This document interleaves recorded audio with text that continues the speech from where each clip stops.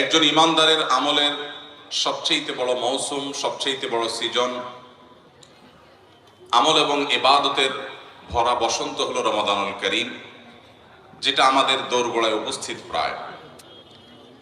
আল্লাহ রাব্বুল আলামিন আমাদের প্রত্যেককে রমাদানুল করিমের সকল আমলগুলোকে গুরুত্বের সাথে, ইখলাসের সাথে, নিষ্ঠার সাথে সুন্দর এবং শুদ্ধভাবে, পরিপূর্ণভাবে সম্পাদন করার তৌফিক দান করুন।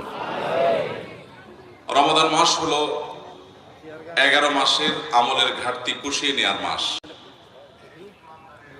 বছর জুড়ে আমাদের যে সমস্ত ত্রুটি বিচ্যুতি হয়, সে সবগুলোকে আল্লাহ রাব্বুল আলামিনের কাছে ইস্তেগফার করে, তওবা করে ক্ষমা করিয়ে নেওয়ার মাস।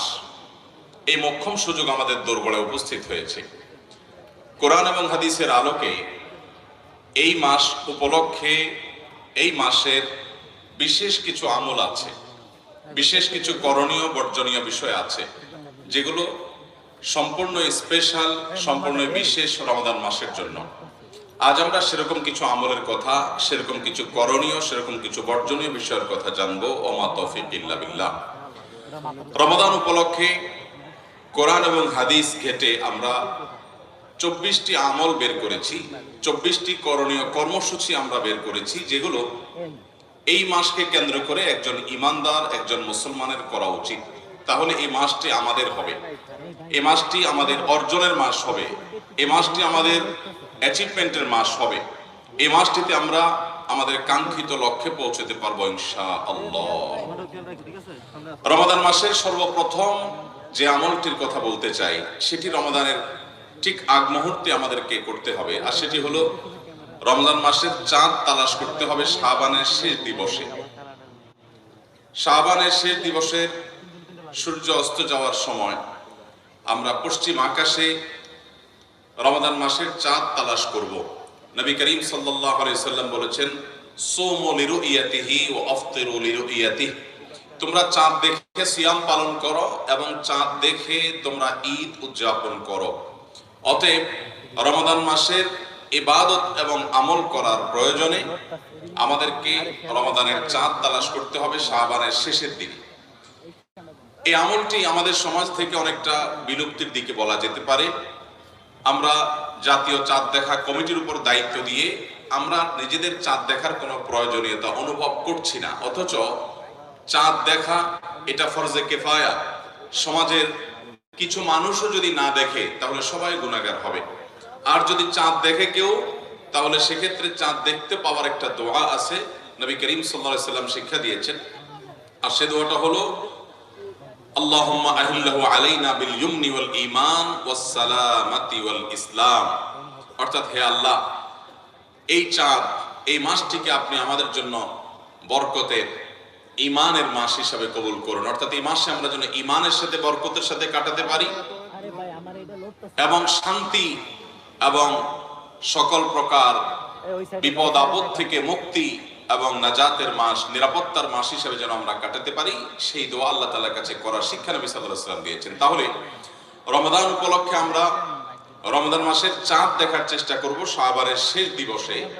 সেটা আমরা প্রত্যেকটা মানুষ যদি চেষ্টা করি যার যার জায়গা থেকে, চাঁদ যদি দেখতে নাও পাই, চেষ্টা করার কারণে ইনশাআল্লাহ একটা সুন্নাহ জিন্দা করা, একটা আমলের প্রচেষ্টা করার কারণে আমাদের আমলনামাতে নেকি লেখা হবে। অতএব শাবানের শেষ দিবসে আমরা রমাদান মাসের চাঁদ তালাশ করব তো ইনশাআল্লাহ। আমরা সবাই আজকাল চাঁদ তালাশ করি, কিন্তু সেটা ফেসবুকে, সোশ্যাল মিডিয়াতে, অথচ চাঁদ তালাশ করা উচিত আকাশে। আমরা যদি সবাই অলস বসে থাকি, তাহলে সেক্ষেত্রে চাঁদ দেখা কমিটি তারা কোত্থেকে ঘোষণা করবে? অতএব আমাদের প্রত্যেককে যার যার জায়গা থেকে চাঁদ দেখার চেষ্টাটা করতে হবে। আমরা অতিরিক্ত এই জাতীয় প্রতিষ্ঠান নির্ভর হয়ে যাচ্ছি, যা আমাদের জন্য কোনো ভালো কিছু বয়ে আনবে না। এই জন্য প্রতিটা মানুষকে, প্রতিটা এলাকাতে, বিশেষ করে উন্মুক্ত মাঠে কিছু মানুষ অন্তত, প্রতিটা মানুষ না পারলেও কিছু মানুষ অন্তত পশ্চিম আকাশে চাঁদ দেখার চেষ্টা করতে হবে। এটা রমাদানের প্রয়োজনে, রমাদানের আমল করবার প্রয়োজনে। তাহলে প্রথম আমরা আমল পেয়ে গেলাম, রমাদান উপলক্ষে রমাদানের চাঁদ তালাশ করতে হবে। নাম্বার 2, রমাদান মাসের সবচেয়ে বড় আমল, সবচেয়ে গুরুত্বপূর্ণ আমল হলো দিনের বেলা রোজা রাখা। সকল প্রাপ্তবয়স্ক সুস্থ সুস্থ বিবেক সম্পন্ন নারী এবং পুরুষের জন্য আল্লাহ রাব্বুল আলামিন সকল ঈমানদার প্রাপ্তবয়স্ক নারী পুরুষের জন্য রমাদানের দিনের বেলা সিয়াম রাখাটাকে ফরজ করেছেন। আল্লাহ বলেছেন, কুতিবা আলাইকুমুস সিয়াম কামা কুতিবা আলাল লাযিনা মিন ক্বাবলিকুম লাআল্লাকুম তাত্তাকুন। তোমাদের পূর্ববর্তী জাতিদের প্রতি যেমন সিয়াম ফরজ করা হয়েছিল, ঠিক একইভাবে তোমাদের উপরে সিয়াম অর্থাৎ রোজা রাখাটাকে ফরজ করা হয়েছে যেন তোমরা তাকওয়া অবলম্বন করতে পারো। তাহলে রমাদান মাসের সবচেয়ে বড় আমলই হলো এটি যে রোজা রাখা। আল্লাহ রাব্বুল আলামিন যাদেরকে সুস্থ সবল রেখেছেন, ঈমান যাদের মধ্যে আছে, সেই মানুষগুলো প্রাপ্তবয়স্ক হলে অবশ্যই তাদেরকে রোজা রাখতে হবে। এটা ফরজে আইন এবং ইসলামের অন্যতম একটা স্তম্ভ, মেইন 5টা কাজের একটা কাজ। অতএব এটি হবে রমজানের সবচেয়ে গুরুত্বপূর্ণ কাজ, সিয়াম সাধনা করা। নাম্বার 3, রমাদান উপলক্ষে রাতের বেলা তারাবির সালাত আদায় করা, কিয়াম করা, রাতে সালাত আদায় করা দাঁড়িয়ে। নবী করিম সাল্লাল্লাহু আলাইহি সাল্লাম বলেছেন, মান কামা রমাদানা ঈমানান ওয়া ইহতিসাবা গুফিরা লাহু মা তাকাদ্দামা মিন যামবি। যে ব্যক্তি রমজান মাসে দাঁড়িয়ে ঈমানের সাথে, ইখলাসের সাথে আল্লাহর কাছ থেকে সওয়াব পাওয়ার আশায় তারাবির নামাজ পড়বে, গুফিরা লাহু মা তাকাদ্দামা মিন যামবি, আল্লাহ রাব্বুল আলামিন তার পূর্বের সমস্ত গুনাহগুলো মাফ করে দিবেন। এই জন্য রমাদান মাসে একজন ঈমানদার তারাবির নামাজ পড়বেন। তবে তারাবির নামাজ পড়াটা এটা আমাদের জন্য রোজা রাখার মতো এরকম ফরজ করা হয় নাই, এটা সুন্নাহ। নবী করিম সাল্লাল্লাহু আলাইহি সাল্লাম করেছেন, সাহাবায়ে কেরাম জামাতের সাথে গুরুত্বের সাথে এই তারাবির নামাজ আদায় করেছেন। অতএব তারাবির নামাজ আমাদেরকে আদায় করতে হবে, এটা রমজানের একটা বড় আমল। তারাবির নামাজ আদায়ের ক্ষেত্রে আমাদের লক্ষ্য রাখতে হবে খুব বেশি মাত্রাতিরিক্ত তাড়াহুড়া যেন না হয়। তাড়াহুড়া যদি হয়, হাফেজ সাহেবের তেলাওয়াত যদি আমরা না বুঝি, কোনো কিছু অতিরিক্ত যদি হুলস্থুল করা হয়, তাহলে সেক্ষেত্রে সেই তারাবি কখনো আল্লাহর কাছে আমাদেরকে নৈকট্যপ্রাপ্ত বান্দাদের কাতারে শামিল করবে না। এটা আমাদেরকে উপযুক্ত সওয়াবের উপযুক্ত করবে না। এই জন্য তারাবি হতে হবে মিডিয়াম পর্যায়ে, কমপক্ষে যত আস্তে যত ধীরে হতে পারে সেটা ততই ভালো। তাড়াহুড়ো কোনো অবস্থাতে করা যাবে না। তাহলে তৃতীয় আমল পেয়ে গেলাম, রমাদান মাসে তারাবির নামাজ পড়া। যদি কোনো কারণে কেউ কোনোদিন তারাবি নামাজ পড়তে না পারেন, তাহলেও তাকে রোজা রাখতে হবে এবং তার রোজা হয়ে যাবে। তারাবি পড়তে পারি নাই, সে অজুহাত রোজা না রাখার কোনো সুযোগ নাই, কারণ রোজা রাখাটা ফরজ আর তারাবির নামাজ পড়াটা হলো সুন্নাত। 4 নম্বর আমল হলো রমজানের রোজা রাখার জন্য সাহারি খাওয়া এবং সাহারিটা একটু দেরিতে খাওয়া। নবী করিম সাল্লাল্লাহু আলাইহি সাল্লাম বলেছেন, তাসাহহারু ফাইন্না ফিস সাহুরি বারাকাহ। তোমরা সাহারি খাও, কারণ সাহারি খাওয়ার মধ্যে বরকত আছে, সাহারির খাবারের মধ্যে কল্যাণ রাখা আছে। এটা আমাদের জন্য কল্যাণ বয়ে আনে, আত্মিকভাবে, শারীরিকভাবে, নানা দিক থেকে। এই জন্য খুব বেশি খেতে ইচ্ছা না করলেও সাহারিতে কিছু একটা অন্তত খাওয়া, এটা সুন্নাহ। এবং সাহারি খেতে হয় একটু দেরিতে, একটু বিলম্বে, শেষের দিকে। নবী করিম সাল্লাল্লাহু আলাইহি সাল্লাম রাতের শেষের দিকে সাহারি খাওয়ার জন্য আমাদের উদ্বুদ্ধ করে বলেছেন, এই উম্মত অর্থাৎ মুসলমানরা ততদিন পর্যন্ত কল্যাণের অধিকারী হবে, কল্যাণের মধ্যে থাকতে পারবে যতদিন পর্যন্ত তারা ইফতার তাড়াতাড়ি করবে আর সাহারি দেরিতে করবে। সাহারি দেরিতে করার মানে কি? এর মানে হলো আজানের, ফজরের ওয়াক্ত যে হবে নামাজের, তার মিনিমাম 20-25 মিনিট আগে সাহারি খাওয়া শেষ করা। এটা হলো সুন্নাহ। নবী করিম সাল্লাল্লাহু আলাইহি সাল্লাম সাহারি খেয়ে শেষ করার পর 50টি আয়াত তেলাওয়াত করার মতো সময় রাখতেন। তার মানে এই পরিমাণ গ্যাপ দিতেন যাতে 50 আয়াত তেলাওয়াত করা যায়। আমরা অনেকে শেষ ওয়াক্তে সাহারি খাওয়া সুন্নত, এটার মানে বুঝছি যে একেবারে মুয়াজ্জিন আজান দিবে ঠিক তার কয়েক সেকেন্ড আগে খাবার শেষ করা, এটা বোধহয় সুন্নত। এটা ভুল। নবী করিম সাল্লাল্লাহু আলাইহি সাল্লাম একেবারে শেষ মুহূর্ত বলতে আজান দেয় ততক্ষণ পর্যন্ত খেতেন না, বরং তার যথেষ্ট আগে খাবার তিনি খাওয়া শেষ করতেন। যদিও ওয়াক্ত হওয়ার আগ মুহূর্ত পর্যন্ত আপনি খেতে পারেন, কিন্তু নবী সাল্লাল্লাহু আলাইহি সাল্লামের সুন্নাহ হলো যে আপনি কমপক্ষে ওয়াক্ত হওয়ার আগে 50 আয়াত তেলাওয়াত করার মতো সময় গ্যাপ রেখে তারপরে খাবেন। অনেক মুরব্বীরা আছেন এখনো রাত 12টা-1টার দিকে সাহারি খেয়ে ফেলেন। এটা সুন্নাহ নয়। সুন্নাহ হলো দেরিতে, অর্থাৎ ভোর রাতে ফজরের ওয়াক্ত হওয়ার আগে সাহারি খাওয়া, এটা সুন্নাহ। 5 নম্বর আমল হলো ইফতার করা, এবং সেই ইফতার তাড়াতাড়ি করা। ইফতার করা এটা নবী সাল্লাল্লাহু আলাইহি সাল্লামের সুন্নাহ, এবং তাড়াতাড়ি ইফতার করা এটাও তার সুন্নাত। আমরা অনেকে ইফতার করি একটু দেরিতে, আজান হয়ে গেছে, ওয়াক্ত হয়ে গেছে, তারপর অনেকে ইফতার করে না, যে আরো সতর্ক হই, আরো বেশি সময় বসে থাকি। এবং সময় হওয়ার পর ইফতার করলে আমরা অনেকে বলি যে সারাদিন রোজা রেখেছ, সহ্য করতে পারলা, এখনো তো তাড়াহুড়া কি আছে, আর 2-4 মিনিট 10 মিনিট সহ্য করো। আপনার যদি ওয়াক্ত হয়ে যায়, আপনি নিশ্চিত হয়ে যান, তাহলে সেক্ষেত্রে আর সাহারি ইফতার করতে আর দেরি করার কোনো প্রয়োজন নাই। ইফতার বিলম্বে করা, বিশেষ করে চতুর্দিকে অন্ধকার হয়ে যাওয়ার পরে ইফতার করা, এটা শিয়াদের একটা আমল, এটা অন্যান্য অনেক পথভ্রষ্ট মানুষদের আমল। আহলুস সুন্নাহ জামাতের সকল উলামায়ে কেরাম ইফতার তাড়াতাড়ি করাটাকে সুন্নাহ মনে করেন, কারণ নবী করিম সাল্লাল্লাহু আলাইহি ওয়াসাল্লাম বলেছেন এই উম্মত ততক্ষণ কল্যাণের মধ্যে থাকবে যতদিন পর্যন্ত তারা ইফতারটা সময় হওয়ার পর দেরি করবে না এবং সাহরিটা দেরি করে খাবে। তাহলে সময় মতো ইফতার করে ফেলা, এটা হলো 5 নম্বরের সুন্নাত। 6 নম্বরের সুন্নাত হলো ইফতারে সম্ভব হলে কাঁচা খেজুর খাওয়া, কাঁচা খেজুর না পাওয়া গেলে সাধারণ খেজুর দিয়ে ইফতার করা, আর সাহরিতে বিশেষ করে খেজুর খাওয়া। ইফতারিতে খেজুর খাওয়া এটা তো আমরা জানি, নবী করিম সাল্লাল্লাহু আলাইহি সাল্লাম আদা পাকা আদা কাঁচা খেজুর খাওয়া পছন্দ করতেন ইফতারে, সেটা আমরা না পাইলে কমপক্ষে খেজুর দিয়ে আমরা ইফতার করব, এটা আমরা জানি আলহামদুলিল্লাহ। কিন্তু সাহরিতে যে খেজুর খেতে হয় এটা আমরা অনেকে জানি না। নবী করিম সাল্লাল্লাহু আলাইহি সাল্লাম বলেছেন নি'মা সাহুরুল মুমিনি আত-তামার, ইমানদারের সবচেয়ে উত্তম সাহরি হলো খেজুর। ইমানদারের সবচেয়ে উত্তম সাহরি কি? খেজুর। এজন্য আপনি সাহরিতে ভাত তরকারি যাই খান না খান, আপনি অন্তত একটা খেজুর হলেও খাওয়ার চেষ্টা করবেন। খেজুরে প্রচুর পরিমাণ খাদ্য শক্তি আছে। আলহামদুলিল্লাহ আজকাল আমাদের দেশেও খেজুর বিভিন্ন জায়গায় উৎপাদন শুরু হয়ে গেছে। এই খেজুর প্রচুর পরিমাণ খাদ্য শক্তি থাকার কারণে সাহরিতে এবং ইফতারিতে যদি মানুষ সাহরি খায়, খেজুর খায়, তাহলে তার সিয়াম পালন করাটা, রোজা রাখাটা নানা দিক থেকে সহজ হয় এবং তার শরীরে খাদ্যের অভাব মোচনে অনেক বেশি সহায়ক ভূমিকা পালন করে। এজন্য সাহরিতে খেজুর খাওয়া এই আমলটা আমরা অনেকে জানিও না এবং আমলও করি না। এই আমলটা আমরা জিন্দা করার চেষ্টা করবো ইনশাআল্লাহ। তাহলে 6 নম্বরের আমল হলো রমজান মাসে সাহরিতে ইফতারিতে খেজুর খাওয়া এবং সাহরিতে বিশেষ করে খেজুর খাওয়া, এবং সেটার জন্য নবী সাল্লাল্লাহু আলাইহি ওয়াসাল্লামের ফজিলতপূর্ণ হাদিসও আছে যে সবচেয়ে উত্তম সাহরি ইমানদারের খেজুর। 7 নম্বরের আমল হলো রমাদান উপলক্ষে দোয়া করা। রমাদান মাসের একেবারে বিশেষ কয়েকটা আমলের একটা হলো এটা, বেশি বেশি আল্লাহর কাছে দোয়া করা।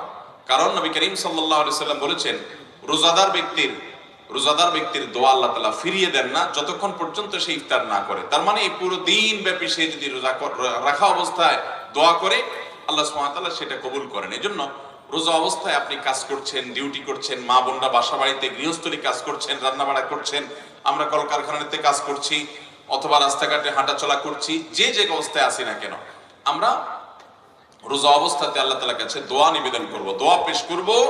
বিশেষ করে ইফতারের আগ মুহূর্তের দোয়া, এটা আরো বেশি দোয়া কবুল হয়, কারণ কোন কোন হাদিসে ইফতারের আগ মুহূর্তে দোয়া করার কথা বলা হয়েছে। এজন্য একজন রোজাদার গোটা রমজান মাস জুড়ে প্রতিদিন রোজা রেখে আল্লাহর কাছে তার মনের চাওয়াগুলো পেশ করবে। দোয়া করার জন্য সবসময় বসে 2 হাত তুলে আল্লাহর কাছে দোয়া করতে হবে এটা জরুরি না। আপনি হাঁটা চলা করতে করতে, বসে বসে, শুয়ে শুয়ে, এমনকি মনে মনে আল্লাহর সাথে কথা বলতে পারেন, আল্লাহর কাছে নিজের চাওয়াগুলো পেশ করতে পারেন, নিবেদনগুলো পেশ করতে পারেন। এর মাধ্যমেও আপনার দোয়া ইনশাআল্লাহ হবে এবং কবুল হবে। তাহলে 7 নম্বর আমল হলো রমজান মাসে প্রচুর পরিমাণে, বিশেষ করে দিনের বেলা রোজা রাখা অবস্থায় দোয়া করতে থাকা। 8 নম্বর আমল হলো গুনাহ পরিহার করা। এটা রমজানের অনেক বড় আমল। নবী করিম সাল্লাল্লাহু আলাইহি ওয়াসাল্লাম বলেছেন মান লাম ইয়াদা কাওলা যুরি ওয়াল আমাল বি ফালাইসা লিল্লাহি হাজা আন ইয়াদা তাআমাহু ওয়া শারাবা। যে ব্যক্তি রমজান মাসে রোজা রেখে মিথ্যা কথা ছাড়ে না, মিথ্যা কথা বলা বন্ধ করে না, এই ব্যক্তির রমজান মাসে উপবাস থাকায় আল্লাহর কোনো ঠেকা পড়ে নেই, তার উপবাস থাকাতে আল্লাহর কোনো লাভ নাই। অর্থাৎ তার রোজাটা অর্থবহ হবে, সার্থক হবে, এটা তার জন্য উপকারী হবে যদি সে রোজা রেখে মিথ্যা কথা ছাড়তে পারে এবং মিথ্যা কাজ ছাড়তে পারে, প্রতারণা ছাড়তে পারে, 2 নম্বরই ছাড়তে পারে, সততা অবলম্বন করতে পারে, তাহলেই তার রোজা সার্থক হবে। এই জন্য রমজান মাসে অন্তত বিশেষভাবে, অন্য সময় তো বটেই, রমজান মাসে স্পেশালি একজন ইমানদার, একজন রোজাদার মানুষ তিনি গুনাহের কাজ করবেন না। রোজা কিন্তু আমাদেরকে এই ট্রেনিংটা সব সময় দেয়। রোজা এটা মূলত সিয়াম শব্দ সেখান থেকে এসছে, সেখান থেকে আমরা বলি রোজা আমাদের এই অঞ্চলে। মূল শব্দটা সিয়াম বা সোম। এই সোম বা সিয়াম শব্দের অর্থ হলো বিরত থাকা। বিরত থাকা কোত্থেকে? পান এবং আহার থেকে। যে পানি অন্য সময় খাওয়া হালাল, রমাদান মাসে সিয়াম রেখে এটা খাওয়া আমাদের জন্য হারাম।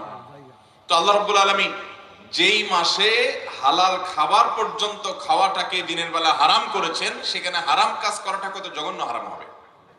এই জন্য ইমানদার রমাদান মাসে সততার চর্চা করবে। সিয়ামের উদ্দেশ্যই হলো যাতে আমরা তাকওয়ার চর্চা করতে পারি। সিয়াম আমাদেরকে কিন্তু বার্তা দেয় যে দেখো, তুমি দিনের বেলায় তোমার হালাল টাকায় কেনা পানি, হালাল টাকায় কেনা খাবার তোমার সামনে আছে, পেটে ক্ষুধা আছে, পিপাসাও আছে, এরপরও তুমি সে খাবার সে পানি পান করছো না, কারণ আল্লাহ নিষেধ করেছেন। বাস এই একটি চেতনা তোমার জীবনের প্রত্যেকটা ক্ষেত্রে তোমার মধ্যে থাকতে হবে। এটাই হলো তাকওয়া, যে আল্লাহ তাআলা নিষেধ করেছেন সেজন্য এই পথে যাব না, আল্লাহ তাআলা হারাম করেছেন সেজন্য ওই কাজটা করব না, আমার করার প্রয়োজন আছে, করার সুযোগও আছে, তারপরও করব না, কারণ আল্লাহ নিষেধ করেছেন। রোজাদার ব্যক্তি রোজা রেখে তিনি একান্ত গোপনে একাকীও পানি খায় না, কোনো কিছু খায় না। কেন?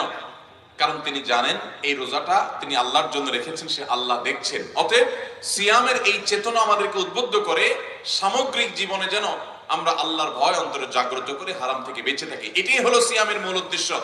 আল্লাহ বলেছেন কুতিবা আলাইকুমুস সিয়াম কামা কুতিবা আলাল্লাযিনা মিন ক্বাবলিকুম লাআল্লাকুম তাত্তাকুন।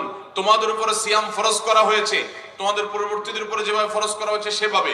উদ্দেশ্য লাআল্লাকুম তাত্তাকুন, যাতে তোমরা সিয়াম সাধনার মাধ্যমে তাকওয়া অবলম্বন করতে পারো, গুনাহ ছাড়া চর্চা যাতে করতে পারো, এই উদ্দেশ্যে সিয়াম দেওয়া হয়েছে। কারণ সিয়াম আমাদেরকে কিভাবে গুনাহ ছাড়া ট্রেনিং দেয় সেটা আমি বললাম, যে পানি আছে, আমার পিপাসাও আছে, আমি পান করছি না, কারণ আল্লাহর নিষেধ আছে।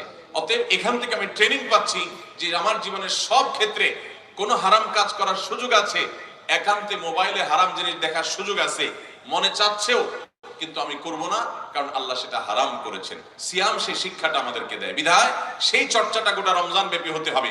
রমজানে কোনো গুনাহ করা যাবে না। অতএব 8 নম্বরের আমল হলো এটি, যে রমাদান মাসে আমরা বিশেষভাবে মিথ্যা, প্রতারণা এবং যে কোনো গুনাহ, যত রকম গুনাহ আছে, চোখের গুনাহ, কানের গুনাহ, না আমাদের মুখের গুনাহ, যত রকমের গুনাহ আছে, সমস্ত হারাম কাজগুলো আমরা বর্জন করে চলবো। 9 নম্বর, বিশেষভাবে একটা গুনাহ আমাদেরকে পরিহার করতে হবে, তা হলো মিথ্যা। যেটা একটু আগে বললাম, নবী করিম সাল্লাল্লাহু আলাইহি সাল্লাম বলেছেন যে মান লাম ইয়াদা কাওলা যুরি ওয়াল আমাল বিহি, যে ব্যক্তি মিথ্যা কথা আর মিথ্যা কাজ ছাড়লো না, ফালাইসা লিল্লাহি হাজাতান আন ইয়াদা তাআমাহু ওয়া শারাবা, তাহলে সে রোজা রেখে খাইলো না, পান করলো না, এটাতে আল্লাহর কোনো প্রয়োজন বা ঠেকা পড়ে নাই। অতএব একটা বিশেষ গুনাহ রমজান মাসে কোনো অবস্থাতেই করা যাবে না, সেটা হলো মিথ্যা। মিথ্যা ছাড়া ট্রেনিং রমজানে আমাদেরকে নিতে হবে, সারা বছর যাতে আমরা সত্যবাদিতার চর্চা করতে পারি। এটা হলো রমজানের স্পেশাল আমল। 10 নম্বর আমল হলো রমাদান উপলক্ষে ঝগড়াঝাটি, এটা পরিহার করতে হবে। অন্য সময় তো বাদ দেব, রমজান মাসে বিশেষভাবে ঝগড়াঝাটি করা যাবে না। নবী করিম সাল্লাল্লাহু আলাইহি সাল্লাম বলেছেন, কেউ যদি রমজান মাসে রোজা রাখে, কারোর সাথে তার কথা কাটাকাটি তৈরি হয়, কেউ যদি তার সাথে ঝগড়া করা শুরু করে, সে যেন ওই ব্যক্তিকে বলে দেয় ইন্নী সায়েম, ভাই তোমার এই ঝগড়ার জবাব আমি দিতে পারি, তোমার এই ঝগড়ার জবাবে বহুত কিছু বলার আছে আমার, কিন্তু আমি রোজাদার, আমি রোজাদার, সেজন্য আমি তোমাকে কিছু বলতে পারলাম না। সেখান থেকে সে সবর করে সরে যাবে। রোজাদার সে কারোর সাথে ঝগড়া লিপ্ত হবে না। অতএব এটি হলো বিশেষভাবে পরিহার্য বিষয়, রমজান উপলক্ষে আমাদেরকে পরিত্যাগ করতে হবে যে আমরা ঝগড়া করব না। 10 নম্বর আমল। 11 নম্বর আমল হলো রোজাদারকে ইফতার করানো। নবী করিম সাল্লাল্লাহু আলাইহি সাল্লাম বলেছেন, মান ফাত্তারা সায়েমান, যদি কোনো ব্যক্তি কাউকে, কোন রোজাদারকে ইফতার করায়, কানা লাহু মিসলু আজরিহি মিন গায়রি আন ইউনকাসা মিন আজরিহি শাইআ, তাহলে রোজাদার রোজা রেখে যে পরিমাণ সওয়াব পাইছে তারটা তো তিনি পাবেনই, অতিরিক্ত হিসাবে যে আল্লাহর বান্দা কাউকে ইফতার করাইছে, আল্লাহ তাআলা তাকে সমপরিমাণ সওয়াব দান করবেন। আপনি রমজানে 30টা রোজা রাখতে পারেন, এর বেশি রাখার সুযোগ আছে? রমজান মাসে 30 দিনে 60টা রোজা রাখা যাবে? পিচি পোলাপান রাখে, দিনে 2টা 3টা করে রাখে। কিন্তু একজন প্রাপ্তবয়স্ক মানুষ রমজানে 30টা বেশি রোজা রাখার সুযোগ কিন্তু আমরা যদি চাই রমজানে আমি 60টা রোজার সওয়াব আমল নামায় লেখাবো, সেই সুযোগ আছে। আমি যদি চাই 60 কেন কয়েকশো রোজার সওয়াব এর যে বিনিময় এটা আমার আমল নামায় অ্যাকাউন্টে জমা করাবো, সেই সুযোগ আছে। আর সেটা হলো কাউকে ইফতার করার মাধ্যমে। আপনি করে একজন রোজাদারকে ইফতার করালেন, বিশেষ করে আপনার আশেপাশে অনেক গরিব অভাবী মানুষ আছে, আপনি তাদের বাসায় রমজান ইফতারের জন্য কিছু খাবার কিনে পাঠিয়ে দিলেন সারা মাসের জন্য, অথবা একদিনের জন্য আপনি ইফতার পাঠিয়ে দিলেন, অথবা একজন রোজাদারকে ডেকে এনে আপনি ইফতার করালেন। তাহলে আপনার রোজাটা কবুল হবে কি হবে না আল্লাহ তাআলা ভালো জানেন, কিন্তু ওই আল্লাহর বান্দাকে যে আপনি ইফতার করালেন, আপনি একটি পূর্ণাঙ্গ রোজা আদায় করার সওয়াব আপনার অ্যাকাউন্টে পেয়ে যাবেন। বিশেষ করে শহর অঞ্চলে আপনার রাস্তাঘাটে ইফতারের সময় মানুষ অনেক ভিড়ের মধ্যে, জ্যামের মধ্যে আটকা পড়ে। চাইলেই আমরা খুব অল্প পয়সা খরচ করে বিপুল পরিমাণ সওয়াবের ভাগীদার হতে পারি। গাড়ি থেকে নেমে ইফতার কেনাও হয় না, হয়তো তারা আটকা পড়ে গেছেন, আপনি সিগন্যালে দাঁড়িয়ে আপনি যদি একটু পানির বোতল আর একটি করে খেজুর অফার করেন এবং 2-4-10 জন মানুষকে দেন, কয় টাকা খরচ হবে? কিন্তু বিপুল পরিমাণ সওয়াব পাওয়ার সুযোগ আছে। আমাদের আশেপাশে অনেক গরিব মানুষ আছে, দ্রব্যমূল্যের ঊর্ধ্বগতির এই সময় অনেক মানুষ কষ্ট করে, তারা মন মতো একটু বাচ্চাদেরকে ইফতার করাতে পারে না। আপনি যদি পরিকল্পনা করেন আমি এবারের ইফতার আমার বাসার জন্য কিনবো, আশেপাশে গরিব কিছু ফ্যামিলিকে টার্গেট করে তাদের বাসায়, আমার বাসা যারা কাজ করে তাদেরকে, যারা কাজ করে না তাদেরকে আমি পুরো মাসের ইফতার কিনে দিব, চেষ্টা করা যাবে না ইনশাআল্লাহ? তাহলে এটা হলো রমজান মাসের স্পেশাল একটা আমল, 11 নম্বর আমল, রোজাদারকে ইফতার করানো। আল্লাহ আমাদেরকে তৌফিক দান করুন। 12 নম্বর আমল হলো কোরআন তিলাওয়াত করা, কোরআনে কারীমের তিলাওয়াত করা। নবী করিম সাল্লাল্লাহু আলাইহি সাল্লামের প্রতি আল্লাহ কোরআন নাযিল করেছেন রমজান মাসে। রমজান মাসের পরিচয় দিতে গিয়েই আল্লাহ বলেছেন শাহরু রমাদান আল্লাযী উনজিলা ফীহিল কোরআন। রমজান মাসটাই হলো এমন মাস যে মাসে কোরআন নাযিল করা হয়েছে। কোরআন অবতরণের জন্য এই মাসটাকে আল্লাহ নির্বাচন করেছেন। অতএব এই মাসটির সাথে কোরআনের সম্পর্ক সুনিবিড়। এই জন্য এই মাসে বেশি বেশি কোরআন তেলাওয়াত করা, এটা নবী করিম সাল্লাল্লাহু আলাইহি সাল্লামের যেমন আমল ছিল, সাহাবায়ে কিরামের আমল ছিল, ইসলামের ইতিহাসের সোনালী যুগের পূর্বসূরি মনীষীদের আমল ছিল। বেশি বেশি করে আমরা রমজান মাসে কোরআন তেলাওয়াত করব ইনশাআল্লাহ। রমজান মাসে আপনি কোরআন শুরু থেকে শেষ পর্যন্ত একবার পড়ে শেষ করেন, ভালো।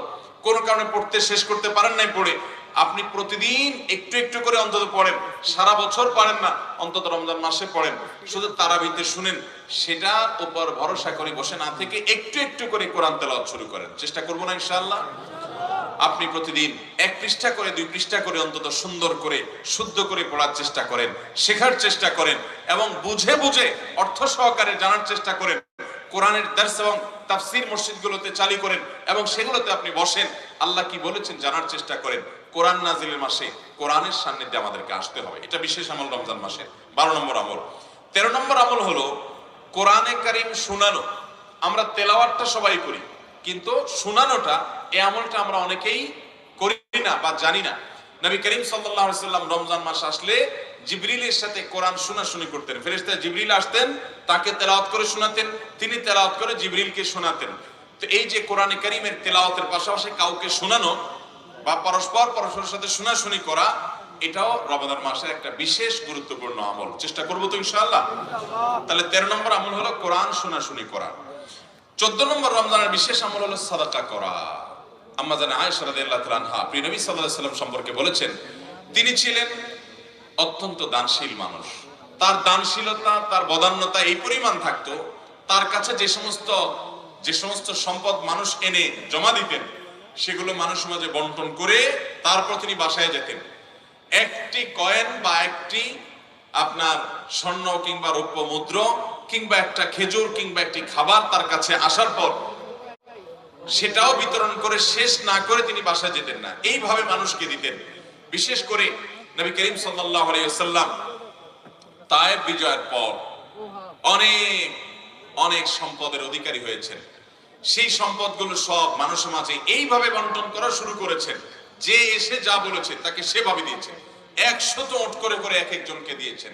অনেক বড় বড় ব্যক্তিদেরকে, যাদের অনেক অবদান ছিল যুদ্ধে, সে মানুষগুলোকে তারা দিয়েছেন। এভাবে প্রত্যেকটা মানুষকে দিয়েছেন। এমনকি বেদুইনরা এসে নবী করিম সাল্লাল্লাহু আলাইহি সাল্লামের চাদর টানাটানি শুরু করতে লাগলো যে মুহাম্মদ আমাদেরকেও কিছু দাও। এইভাবে তিনি দেয়া শুরু করতেন। তিনি কৃপণ ছিলেন না, 2 হাতে দান করতেন। তার বাসায় খুব বেশি খাবারের আয়োজন থাকতো না, কিন্তু মানুষকে তিনি দুই হাতে দিতেন। আমাদের আয়েশা রাদিয়াল্লাহু বলেন, নবী করিম সাল্লাল্লাহু আলাইহি সাল্লাম যে দানশীল ছিলেন, রমজান শুরু হলে তার সেই দানশীলতা হয়ে যেত মুক্ত বাতাসের মতো। মুক্ত বাতাস যেরকম সব জায়গায় চলে যায়, যে চায় তার ঘরেও প্রবেশ করে, যে চায় না তার ঘরেও প্রবেশ করে। নবী করিম সাল্লাল্লাহু আলাইহি সাল্লাম রমজান মাসে যে চায় তাকেও দিতেন, যে চায় না তাকে দিতেন। দুই হাতে তিনি দান করতেন। তার অঢেল সম্পদ ছিল না, কিন্তু যা ছিল তিনি অকাতরে মানুষকে সেটা দিয়ে দিতেন। তার কাছে মানুষ এসে জমা দিত, সেগুলো বন্টন করে দিতেন। এই জন্য রমজান মাসের একটা বিশেষ আমল হলো দান সাদাকা করা। এখন থেকে আমরা পরিকল্পনা করতে পারি যে আমরা রমজানে কাকে দান করব, কাকে কি দেব, আমার আত্মীয় স্বজন কে আছে না আছে, আমরা তাদেরকে অকাতরে দেওয়ার চেষ্টা করব ইনশাআল্লাহ। ভাইরা আমার, রমজান মাসে বিশেষ করে আমাদের নিকট আত্মীয় যারা আছে তারা যেন ঠিক মতো সিয়াম পালন করতে পারে, ঈদের আনন্দ করতে পারে গরিব মানুষগুলো, আমরা তাদেরকে এখন থেকে পরিকল্পনা করে দান করার চেষ্টা করব। রমজান মাসে যাকাত আমরা অনেকে দেই, যদিও যাকাত রমজান মাসেই দিতে হবে এমন কোনো কথা নেই, বরং আপনি যখন অর্থ সম্পদের মালিক হয়েছেন, এক বছর যখন সেটা আপনার কাছে ছিল তখন যাকাত ফরজ হয়েছে, আপনি তখন যাকাত দিবেন। এটা হলো যাকাতের মূল বিষয়। কেউ যদি যাকাত একটু 2-4 10 দিন 20 দিন 1 মাস দেরি করে দেয়, আদায় হয়ে যাবে। আবার কেউ যদি 10 দিন বা 2-4 মাস আগে অগ্রিম দিয়ে দেয়, হিসাবটা পরে অ্যাডজাস্ট করে, তাতেও হয়ে যাবে। এই জন্য রমজান মাসে কেউ যদি যাকাত দেয়, যে রমজান মাস আমলের মাস, সওয়াবের মাস, সেজন্য আমি দিলাম, দিতে পারেন, কিন্তু রমজানেই দিতে হবে এমন কোনো বাধ্যবাধকতা নেই। চাইলে আমরা সাধারণ দানও করতে পারি, যাকাত দিতে পারি রমজান মাসে। তাহলে 14 নম্বর আমল হলো দান সাদাকা করা। 15 নম্বর আমল হলো তাহাজ্জুদের নামাজ পড়া। তাহাজ্জুদের নামাজ রমজান মাসে, তাহাজ্জুদের নামাজ এবং ভোর রাতে দোয়া করা, এটা রমজান মাসে একটা বিরাট সুযোগ। সারা বছর আমরা ভোর রাতে তাহাজ্জুদের নামাজ পড়ার সুযোগ পাই না, ভোর রাতে এসে দোয়া করার সুযোগ পাই না। সারা দিন এবং রাত 24 ঘন্টার মধ্যে দোয়ার জন্য সবচেয়ে আদর্শ সময়, আল্লাহ রাব্বুল আলামিনকে সবচেয়ে কাছে পাবেন আপনি ভোর রাতে। আল্লাহ রাব্বুল আলামিন দুনিয়ার আসমানে এসে বান্দাকে ডেকে ডেকে ক্ষমা করেন এবং তার বিপদ দূর করেন। এই সুযোগটা আমরা লাভ করি তাহাজ্জুদের সময়, ভোর রাতে। সারা বছর আমরা পারি না, কাজ কামের চাপ থাকে, ডিউটি থাকে, ব্যবসা বাণিজ্য থাকে, রাতে দেরিতে শোয়ার বদ অভ্যাস আছে, আমরা ফজর পড়তেই কষ্ট হয়ে যায়, তাহাজ্জুদ পড়তে পারি না। কিন্তু ভাইরা আমার, গোটা রমজান জুড়ে প্রতিদিন আপনি সাহরি খেতে উঠেন, আপনি চাইলে কিন্তু সাহরির সময় আপনি 10টা মিনিট বের করে সুন্দর করে আপনার বাসার এক কোণে কেবলার দিকে ফিরে আপনি 2 রাকাত 4 রাকাত নামাজ পড়ে হাত তুলে আল্লাহর কাছে আপনি 5 মিনিট দোয়া করতে পারেন, চোখের পানি ফেলতে পারেন। মানুষের মধ্যে দোয়া আসে না, তো আপনি আপনার বাড়ির ছাদে চলে যেতে পারেন। মসজিদে মানুষ আজানের পরে আসবে, আপনি আজানের 20 মিনিট আগে চলে যেতে পারেন। আপনি একটু নিরিবিলি আল্লাহর সাথে কথা বলতে পারেন, দোয়া করতে পারেন। আমরা বড় হতভাগা, আল্লাহর কাছে চাইতে জানি না। এটা চাওয়ার মাস আসতেছে ভাই, এবং চাওয়ার জন্য সবচেয়ে মোক্ষম সময় হলো সাহরির সময়টা। আমরা অনেকে আজকাল দেখা যায় সাহরি পার্টি করি, সাহরি পার্টি করি, অনেকে সাহরি উপলক্ষে বিভিন্ন আয়োজন অনুষ্ঠান করে। জাহালত এবং মূর্খতা কোন জাতিকে যদি স্পর্শ করে, তখন এই ধরনের কর্মকাণ্ড সেই এলাকাতে, সেই সমাজে ব্যাপক আকারে ছড়িয়ে পড়ে। কত বড় হতভাগ্যের কাজ যে যখন আল্লাহ রাব্বুল আলামিন ক্ষমার ঘোষণা করেন, আল্লাহর কাছে দোয়া করতে হয়, লাইট বন্ধ করে বরং চোখের পানি ফেলার সময়, তখন আমাদের এক শ্রেণীর তরুণরা, তাদেরকে দেখা যায় তারা হোটেলে গিয়ে বন্ধু বান্ধব মিলে সাহারি পার্টির নামে তারা আড্ডা জমায়, তারা মौज মাস্তি করে, তারা খাওয়া দাওয়ার অনুষ্ঠান করে। ভাইরা আমার, আমরা এমন একটা সময় চলে আসছি যে ফেসবুকে মাঝে মধ্যে দেখা যায়, কতটা সত্য কতটা ফেক আমি জানি না, যে দাদা মারা গেছেন, নানা মারা গেছেন, নাতিরা দাদা বা নানার লাশের সাথে সেলফি তোলে। এইরকম অমানবিক এবং এরকম পশুসুলভ আচরণ আজ আমাদের এক শ্রেণীর তরুণদের মধ্যে হচ্ছে। আমরা উদ্ভ্রান্ত হয়ে গেছি। আমরা ইসলামকে দূর থেকে দূরে সরার কারণে শয়তান আমাদেরকে এমন একটা জায়গা নিয়ে গেছে যা পশুদেরকে পর্যন্ত হার মানায়। ভাইরা আমার, এরকম উদ্ভ্রান্ত চিন্তা ভাবনার কারণে ইবাদতের সময়টাতে পর্যন্ত আমরা ফুর্তি ফার্তা করার, মौज মাস্তি করার চেষ্টা করছি। ভোর রাতের এই সময়টা আনন্দ ফুর্তি করার সময় নয়, এটা কান্নাকাটি করার সময়। এটা আনন্দ ফুর্তি আর মौज মাস্তির সময় নয়, এটা সেজদায় পড়ার সময়। এটা আলোর ঝলকারের মধ্যে গিয়ে হোটেলে বসে রং তামাশা করে খাওয়া দাওয়া করার সময় নয়, এটা আলো আধারিতে বসে বসে আল্লাহর কাছে দোয়া করার সময়। আল্লাহ আমাদেরকে বুঝার তৌফিক দান করুন। ভাইরা আমার, গোটা 30 দিন পুরো মাস জুড়ে আমরা চাইলে প্রতিদিন আল্লাহর কাছে ভোর রাতে একটা বার করে 5 মিনিট 10 মিনিট করে আমরা দোয়া করতে পারি। আল্লাহ তাআলা আমাদেরকে তৌফিক দান করুন। তাহলে রমজান মাসে এই সুযোগটা আমাদের জীবনে বেশি আসে, তাহাজ্জুদের নামাজ পড়া এবং সাহরির সময় একটু দোয়া করা। প্রত্যেকে যার যার মতো ফ্যামিলি মেম্বাররা আমরা আল্লাহর সাথে কথা বলবো, এটা দোয়ার সময়, দোয়া কবুলের সময়। এটা গেল 15 নম্বর আমল, তাহাজ্জুদ এবং দোয়া করা শেষ সাথে। 16 নম্বর আমল হলো মিসওয়াক করা। আমাদের সমাজ থেকে এটা বিলুপ্ত প্রায়, আমরা অনেকেই জানি না। মিসওয়াক করা, আম্মা জান আয়েশা বলেছেন রাদিয়াল্লাহু তাআলা আনহা, নবী করিম সাল্লাল্লাহু আলাইহি সাল্লামকে রোজা অবস্থায় আমি এত বেশি মিসওয়াক করতে দেখেছি যে গুণে শেষ করতে পারবো না, এত বেশি বার, এত বেশি সংখ্যক তিনি মিসওয়াক করতেন। এজন্য আমরা রমাদান মাসে রোজা রেখে দিনের বেলায় প্রচুর পরিমাণে মিসওয়াক করব। অনেকে মিসওয়াক করতে চায় না, মনে করে মিসওয়াক করলে রোজা হালকা হবে কিনা। না, হালকা হবে না, রোজা বরং আরো ভারী হবে। আপনি মিসওয়াক করবেন। নবী করিম সাল্লাল্লাহু আলাইহি সাল্লাম রোজা অবস্থায় প্রচুর কি করতেন? মিসওয়াক। মিসওয়াকের সাথে শুধু দাঁত পরিষ্কারের সম্পর্ক না, মিসওয়াকের সাথে আমাদের ব্রেইনের নার্ভের সম্পর্ক, মিসওয়াকের সাথে আমাদের ঈমানের সম্পর্ক। নবী সাল্লাল্লাহু আলাইহি সাল্লাম তার জীবনের শেষ আমল ছিল মিসওয়াক। মিসওয়াক করতে করতে তিনি দুনিয়া থেকে গেছেন। তিনি বাসায় ঢুকলে মিসওয়াক করতে করতে ঢুকতেন। তিনি নামাজের সময় মিসওয়াক করতেন, জুমার দিনে মিসওয়াক করতেন, কোন মজলিসে যেতে মিসওয়াক করতেন, গুরুত্বপূর্ণ কোনো কাজের আগে মিসওয়াক করতেন। এমনকি মৃত্যুর শয্যায় শায়িত তিনি আম্মা জান আয়েশা রাদিয়াল্লাহু তাআলা আনহার কোলে মাথায় রেখেছেন। তার দুনিয়া থেকে চলে যাওয়ার সময় হয়ে গেছে। আয়েশা রাদিয়াল্লাহু তাআলা আনহার ভাই আব্দুর রহমান ওই সময় নবী সাল্লাল্লাহু আলাইহি সাল্লামের কক্ষে প্রবেশ করছিলেন, তার হাতে মিসওয়াক ছিল। নবীজি তখন জবান প্রায় বন্ধ, ভালো করে কথা বলতে পারেন না অসুস্থতার কারণে। আম্মা জান আয়েশাকে ইশারা করলেন মিসওয়াকের দিকে। আয়েশা রাদিয়াল্লাহু তাআলা বুঝতে বাকি থাকলো না যে নবীজি মিসওয়াক করতে চাচ্ছেন। তখন তার ভাইয়ের কাছ থেকে মিসওয়াকটা চেয়ে নিয়ে তিনি নিজের দাঁত দিয়ে চিবিয়ে দিলেন। নবী সাল্লাল্লাহু আলাইহি সাল্লাম সে মিসওয়াক করতে করতে দুনিয়া থেকে চলে গেছে। তো এই রমজান মাসে বা রোজা রেখে নবী করিম সাল্লাল্লাহু আলাইহি সাল্লাম এত বেশি মিসওয়াক করতেন, কতবার করতেন আম্মা জান আয়েশা বলছেন আমি গুণে শেষ করতে পারবো না। তাইলে আমরা রোজা রেখে মিসওয়াক করব তো ইনশাআল্লাহ। 16 নম্বর আমল হলো রমজানে উমরা করা। যদি আল্লাহ কাউকে তৌফিক দান করে রমজানে উমরা করা, ভাই উমরা করার ফজিলত হলো রমজান মাসে যদি কেউ উমরা করে, নবী করিম সাল্লাল্লাহু আলাইহি সাল্লাম বলেছেন যে উমরাতুন ফি রমাদান তা'দিলু হাজ্জাহ। যদি কেউ রমজানে উমরা করে তাহলে অন্য সময় হজ করার সমান সওয়াব সে পাবে। আর কোন কোন বর্ণনা আছে যে উমরাতুন ফি রমাদান তা'দিলু হাজ্জাতাম মাই, রমজানে উমরা করলে নবী সাল্লাল্লাহু আলাইহি সাল্লাম বলেছেন আমার সাথে হজ করার সমান সওয়াব হবে।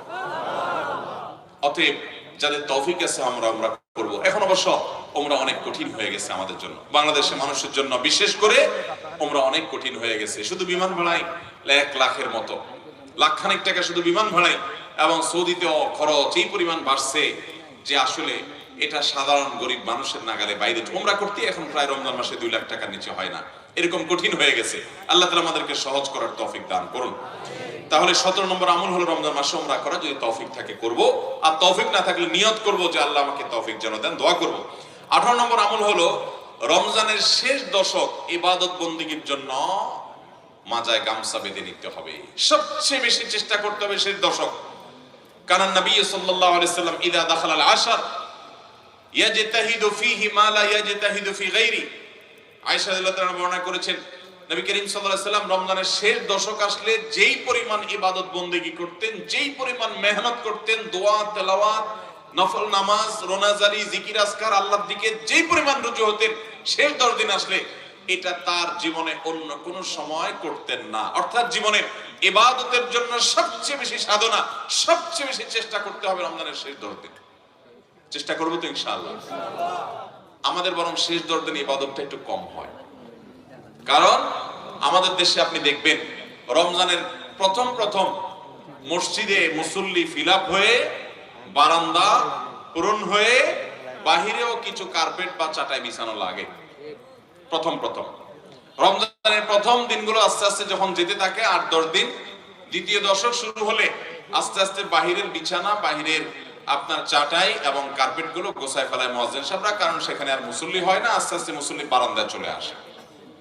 আর শেষের 10 দিন যখন শুরু হয় তখন দেখা যায় ওই অরিজিনাল যেগুলো ওয়াক্তিয়া মুসল্লি ছিল ওইগুলোর বাইরে সামান্য কিছু মুসল্লি থাকে, বারান্দায় আর মুসল্লি থাকে না। ঠিক না ঠিক? আমরা ঈদের কেনাকাটায় ঝাঁপিয়ে পড়ি, গ্রামের বাড়িতে ঈদ করার জন্য চলে যাই, সেই ব্যস্ততায় আমরা ব্যস্ত হয়ে পড়ি। রমজানের সবচেয়ে স্বাদটাই হলো শেষের দিকে, সবচেয়ে স্বাদই শেষের দিকে। এই জন্য নবী করিম সাল্লাল্লাহু আলাইহি সাল্লাম রমজানের শেষ 10 দিন ইবাদতের জন্য সবচেয়ে বেশি মেহনত করতেন। আল্লাহ সুবহানাহু ওয়া তাআলা আমাকে আপনাকে তৌফিক দান করুন। চেষ্টা করব তো ইনশাআল্লাহ রমজানের শেষ 10 দিন আমরা বেশি ইবাদতের জন্য চেষ্টা করব। এটা ছিল নবী সাল্লাল্লাহু আলাইহি ওয়াসাল্লাম বিশেষ আমল। তাহলে 18 নম্বর আমল হলো রমজানের শেষ 10 দিন ইবাদতের জন্য স্পেশাল মেহনত করতে হবে।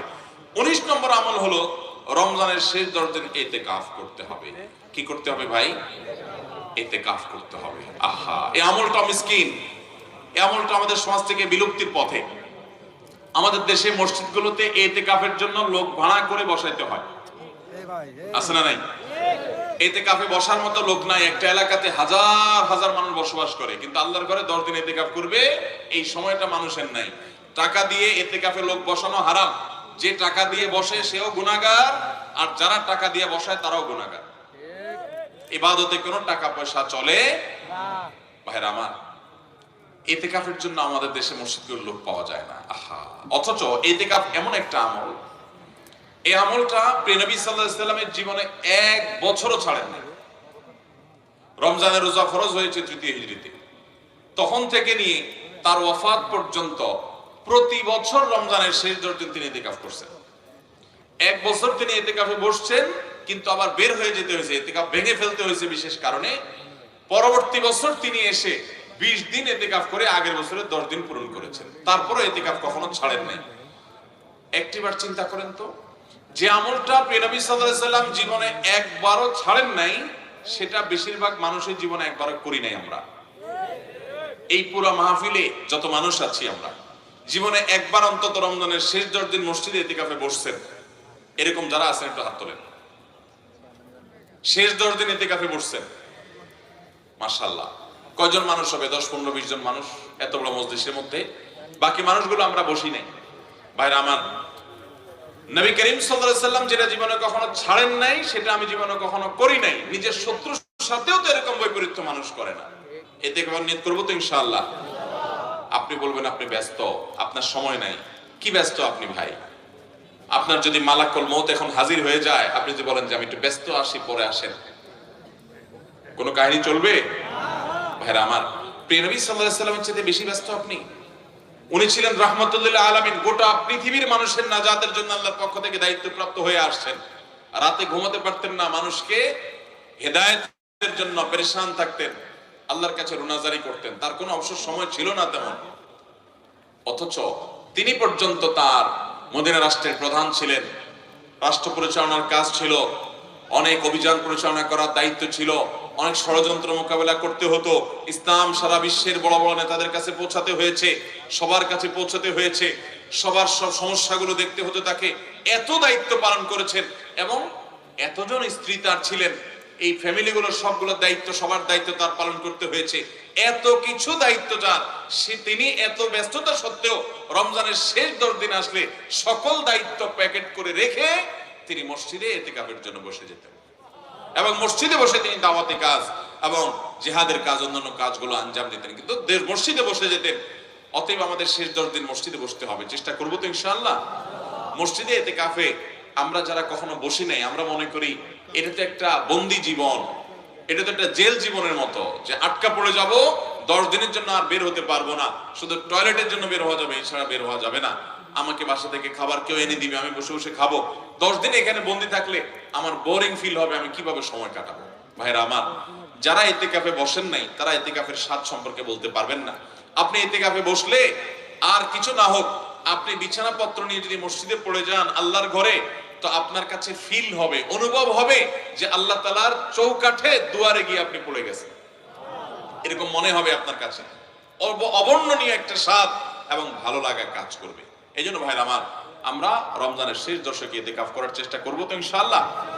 ইতিকাফ করলে আমরা মনে করি কোনো কথাবার্তা বলা যায় না, চুপচাপ থাকা লাগে, বোবা হয়ে থাকতে হয়। না, এরকম কোনো কথা নেই। 2-4 জন মানুষ থাকলে আপনি ইতিকাফে তাদের সাথে কথা বলতে পারেন, অন্য মুসলিমদের সাথে কথা বলতে পারেন। এমন কি আপনার দুনিয়াবি কোনো বিষয় যদি খুব বেশি জরুরি হয়, সেটা আপনি সারতে পারেন। র্যান্ডমলি আপনি সেখানে বসে দুনিয়ার কাজ করবেন না, সেখানে বসে ইবাদতবন্দি করবেন, কিন্তু কোনো জরুরি কাজ থাকলে সেটা আপনি ওখানে বসে সারতে পারেন। আর এমনিতে সাধারণ কথাবার্তা বলাতে কোনো অসুবিধা নেই। আমরা মনে করি যে না, ওখানে বোধহয় রোবটের মতো থাকতে হবে। অতএব আমরা ইতিকাফ করার নিয়ত করবো তো ইনশাআল্লাহ। তাহলে 19 নম্বর আমল হলো রমজানের শেষ 10 দিন ইতিকাফ করা। 20 নম্বর আমল হলো লাইলাতুল কদরে রমজানের শেষ দশকের প্রতিটা রাতেই লাইলাতুল কদর হতে পারে। বেজোড় রাতগুলোতে হওয়ার সম্ভাবনা আরো বেশি, 21, 23, 25, 27, 29 রাতগুলোতে নবী সাল্লাল্লাহু আলাইহি ওয়াসাল্লাম বলেছেন যে তোমরা রমজানের শেষ দশকের বেজোড় রাতে লাইলাতুল কদর তালাশ করো। অতএব লাইলাতুল কদর পাওয়ার উদ্দেশ্যে সেই রাতগুলোতে বিশেষভাবে একটা দোয়া পাঠ করা, এটা হলো 20 নম্বরের আমল। সে দোয়াটা কি? দোয়াটা হলো আল্লাহুম্মা ইন্নাকা আফুউন তুহিব্বুল আফওয়া ফাফু আন্না। আল্লাহ আপনি ক্ষমাশীল, আপনি ক্ষমা করতে পছন্দ করেন, অতএব আমাদেরকে ক্ষমা করেন। এই দোয়াটা আমরা শেষ দশকে বেশি বেশি করে পড়বো ইনশাআল্লাহ। এটি একটি গুরুত্বপূর্ণ আমল রমজানের শেষ দশকের, বিশেষ করে বেজোড় রাতগুলোর এবং শবে কদরের, লাইলাতুল কদরের 20 নম্বর আমল। 21 নম্বর আমল হলো ইফতারের সময় একটি দোয়া নবী সাল্লাল্লাহু আলাইহি ওয়াসাল্লাম পড়তেন, সেই দোয়াটা পাঠ করা। ইফতারের সময় আমরা পড়বো, ইফতার করার পর বিসমিল্লাহ বলে ইফতার করব, ইফতার করার পর দোয়া পড়বো। ইফতারের আগে অনেকে পড়ে, এটা ইফতারের আগে পড়ার দোয়া না, এটা হলো ইফতার করার পরের দোয়া। বিসমিল্লাহ বলে ইফতার শুরু করবেন, এরপর ইফতারের দোয়াটা পড়বেন, যাহাবাজ জামা ওয়াবতাল্লাতিল উরুক ওয়া সাবাতাল আজরু ইনশাআল্লাহ। এটার একটা দোয়া। আবার বলছি, যাহাবাজ জামা এর মানে হলো যে আমার পিপাসা দূর হয়ে গেছে, ওয়াবতাল্লাতিল উরুক এবং আমার শিরা উপশিরা এগুলো সবগুলো ভিজেছে, অর্থাৎ এগুলোতে পানি পৌঁছেছে, শীতল হয়েছে। ওয়াসাবাতাল আজরু ইনশাআল্লাহ, এবং আল্লাহ চাইলে এই রোজার বিনিময় আল্লাহর কাছে সাব্যস্ত হয়ে গেছে, জমা হয়ে গেছে। এটা হলো ইফতারের দোয়া, নবী সাল্লাল্লাহু আলাইহি ওয়াসাল্লাম এটা পড়তেন। 22 নম্বর আমল হলো বিশেষভাবে রমজান মাস জুড়ে ভাই প্রতিদিন আল্লাহর কাছে ইস্তেগফার করা, গুনাহ মাফ চাওয়া, জাহান্নাম থেকে মুক্তির জন্য দোয়া করা। বেশিরভাগ মানুষ আমরা রমজান মানেই বুঝি 4টা কাজ। রমজান মানে কয়টা কাজ বুঝি? রমজান মাসে রোজা রাখা, রমজান মানে তারাবি পড়া, রমজান মাসে সাহরি খাওয়া, রমজান মানে ইফতার করা, বাস। রোজা, তারাবি, সাহরি, ইফতার, এই 4 কাজের নাম মানে আমরা রমজান মাস জানি, অথচ এই 4 কাজ নয়। আমি অনেকগুলো আমলের কথা বললাম, এর মধ্যে এই আমলটা বিশেষভাবে করা যে প্রতিদিন আল্লাহর কাছে চোখের পানি ফেলে একটা সময় দোয়া করা। রমজান মাস আসলে আমরা এত ব্যস্ত হয়ে পড়ি, ব্যবসায়ীরা বোনাস দিতে হবে, আমরা ঈদের কেনাকাটা করতে হবে, আমাদের ইবাদতের আর টাইম নেই। যে মাসটা আসছে ইবাদতের জন্য, মূল কাজ হলো ইবাদত, সে ইবাদত বলে আমরা অন্য সব করি, ইবাদতের সময় আমাদের হয় না। ভাইরা আমার, নবী করিম সাল্লাল্লাহু আলাইহি সাল্লাম বলেছেন, তার কাছে জিবরিল এসে আল্লাহর পক্ষ থেকে অফার নিয়ে এসে বলেছেন, বাউদা মান আদরাকা রমাদান ফালা ওয়ালাম ইগফার লাহ। ওই ব্যক্তি ধ্বংস হোক যে রমজান মাস পেল অথচ তার গুনাহগুলো মাফ করাইতে পারলো না। এটা অফারের মাস, সারা জীবনের গুনাহ মাফ করাইতে চাইলে এটা সবচেয়ে বড় সুযোগ। অনুতপ্ত হয়ে, লজ্জিত হয়ে আল্লাহর কাছে চোখের পানি ফেলে 2 হাত তুলে দোয়া করা, আল্লাহ আপনি মাফ করে দেন, আমি আর অপরাধ করব না, আমার আগের সবগুলো হিসাব আপনি পরিষ্কার করে দেন, সবগুলো অপরাধ আপনি ডিলিট করে দেন, গুনাহ হিসাব সব আপনি মুছে দেন। আল্লাহর কাছে দোয়া করে চোখের পানি ফেলে যদি আমরা নিবেদন করতে পারি, দোয়া করতে পারি, ইনশাআল্লাহ আল্লাহ তাআলা মাফ করবেন। নবী সাল্লাল্লাহু আলাইহি ওয়াসাল্লাম বলেছেন, ওয়ালিল্লাহি উতাকাউ মিনান নার ওয়া যালিকা কুল্লু লাইলা। রমজানের প্রতি রাতে আল্লাহ তাআলা বহু মানুষকে জাহান্নাম থেকে মুক্ত এই পরওয়ানা ঘোষণা দিতে থাকেন যে অমুক জাহান্নাম থেকে মুক্ত, অমুক জাহান্নাম থেকে মুক্ত। এই মুক্তির জন্য দোয়া করতে হবে, চোখের পানি ফেলতে হবে, উঠতে বসতে চলতে মনে রাখতে হবে যে আল্লাহ তাআলা প্রতি রাত প্রতিদিন রমজানে অনেক মানুষকে মাফ করে, আল্লাহ আমাকে তাদের কাতারে শামিল করে দেন, সে তালিকা আমাকে ঢুকায় দেন। দোয়া করবো তো ইনশাআল্লাহ ভাইরা আমার। তাহলে রমজানে বিশেষভাবে 22 নম্বর আমল হলো বেশি বেশি আল্লাহর কাছে ইস্তেগফার করা, জাহান্নাম থেকে মুক্তির জন্য দোয়া করা। সেটা ইফতারের আগে করতে পারেন, ওই যে সাহরির সময় উঠে বিশেষভাবে করতে পারেন, তারাবি নামাজের ফাঁকে ফাঁকে করতে পারেন, বিভিন্ন সুযোগ করতে পারেন। চেষ্টা করবো তো ইনশাআল্লাহ। 23 নম্বর আমল হলো যে কোনো সাধারণ আমলগুলো রমজান মাসে একটু বেশি পরিমাণে করা। নফল নামাজ, নফল জিকির, সুন্নাহ মাসনুন জিকির গুলা, দোয়া গুলা এই মাসে বিশেষ গুরুত্বের সাথে করা, কারণ এটা আমলের মাস। এই মাস যখন শুরু হয় আল্লাহর পক্ষ থেকে একজন ঘোষক এসে ঘোষণা দেয়, ইয়া বাগিয়াল খায়রে আকবিল, হে ওই সমস্ত লোক যারা ভালো কিছু করতে চাও তারা সামনে আগাও, এটা ভালো কিছু করার মাস। এই জন্য ভালো আমলগুলো করার জন্য প্রতিজ্ঞাবদ্ধ হওয়া এবং বেশি বেশি নেক আমল করা, সাধারণ নেক আমলগুলো। 24 নম্বর এবং সর্বশেষ আমল হলো ফিতরা আদায় করা। এটা রমজানের একেবারে শেষের দিকে, ঈদের চাঁদ ওঠার আগে 1-2 দিন আগেও দেওয়া যায়, তবে ঈদের চাঁদ ওঠার পর থেকে নিয়ে ঈদের নামাজের আগ পর্যন্ত এই সময়ের মধ্যে ফিতরা দিতে হয়। ফিতরা দেওয়া মানে হলো 2টা উদ্দেশ্য। এর একটা হলো নবী করিম সাল্লাল্লাহু আলাইহি ওয়াসাল্লাম বলেছেন, যাকাতুল ফিত্রে তুহরাতুন লিস-সাইমি মিনাল লাগবি ওয়ার রাফাস ওয়া তু'মাতুন লিল মাসাকিন। ফিতরা এটা হলো রোজাদারের রোজা রাখতে গিয়ে যে কিছু বেহুদা কথা বলে ফেলেছে, কিছু ভুল ত্রুটি হয়ে গেছে, ওইগুলো থেকে রোজাকে রিফাইন করার জন্য, পরিচ্ছন্ন করার জন্য, রোজাকে ফ্রেশ করার জন্য, ত্রুটিমুক্ত করার জন্য এই ফিতরার ভূমিকা রাখে। আর দ্বিতীয় উদ্দেশ্য হলো ঈদ উপলক্ষে গরিব দুঃখীর বাসায় যেন খাদ্য থাকে, ঈদের দিন যেন সবাই হাসি মুখে থাকতে পারে, অন্তত এক বেলা খাবার যেন সবার বাসায় ভালো করে থাকে, সেজন্য ফিতরের ব্যবস্থা নবী সাল্লাল্লাহু আলাইহি ওয়াসাল্লাম রেখেছেন। এই জন্য রমজানের শেষ আমল হলো ফিতরা দিয়ে রমজানকে বিদায় দিতে হয়, রমজানের শেষ আমল করতে হয়। এই 24টা আমলের সবগুলো আমল করার চেষ্টা করবো তো ইনশাআল্লাহ। আবারও আমি এক নজরে বলে দিচ্ছি, রমজান উপলক্ষে সর্বপ্রথম আমল হলো শাবানের শেষ দিনে রমজানের চাঁদ